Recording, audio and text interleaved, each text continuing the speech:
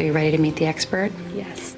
His name is Mark Berheimer, and he worked for CNN. He's traveled all over the world, so he's going to know his stuff. I am really dreading today's session. I know that media skills are definitely necessary and valuable for someone in my position, but I also am just terrified and feel really unsafe when it comes to reporters. Hey, Mark. Hello. Thanks for coming in. Thanks for having me.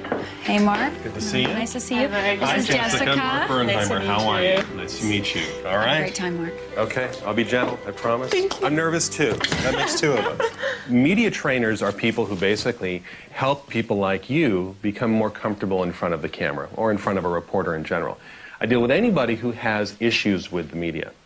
And there's one thing that all of those people, including you, have in common, and that is the need to be prepared so that you're never caught off guard. When I put you on camera in a few minutes, if you get a look on your face, I'm going to treat you with all the sensitivity and respect that I expect reporters to treat you with, okay? So you don't have to worry about being attacked, all right? Okay. You do have to worry about being prepared. Right. And that's what we'll try to work on. I'm going to run you through a very brief interview about the issue of your mother, about 9/11, a couple of other things. Okay. And my promise to you is that when we're done here, although you're not happy and you're not comfortable now, Totally not you're going to be so happy when it's over, and not just because it's over.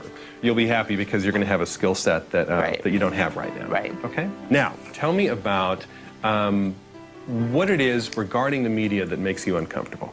I saw a lot of criticism for families who are speaking up with their own beliefs. What kind of criticism? Because they were getting political, or what? Yeah, that they're getting political, that they're, using a tragedy to promote their own political agenda, even though that's what everybody's been doing. Once you admit that you're willing to talk about, maybe even in very strong terms, talk about feelings on the war, feelings on politics, feelings on the administration, feelings on terrorism, you're going to open yourself up to tougher questions. I think if you feel that you should do it, you definitely should do it. There are certain ways that you can go about it. Just look at me, first of all, and try not to pay any attention to the camera, as awkward as I know that is. First of all, what goes through your mind and the mind of your family every September 11th? I think the feelings of anxiety and dread and like all those emotions that you try not to deal with on a daily basis start to surface. Do you think the way the U.S. government has gone about addressing September 11th has been the right approach? I'm struggling with what to say because I've really never felt comfortable voicing my own opinions out of fear that people would accuse me of using my mom's death as a platform to express my own views. No, I don't think our government's gone the right way in terms of addressing September 11th and the aftermath. You've got President Bush meeting with the families of the victims. You have his ear. What would you tell him? I think he really needs to just listen more. Listen to families that have been affected.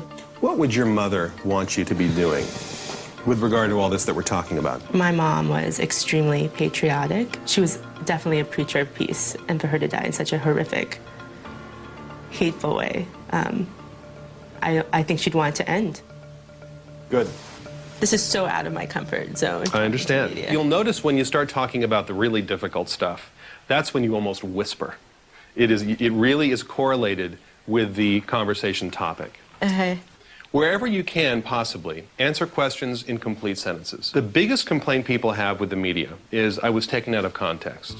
You eliminate that possibility when you speak in a complete sentence that contains an element of the question I asked you. You're speaking very, very casually about very serious, important things.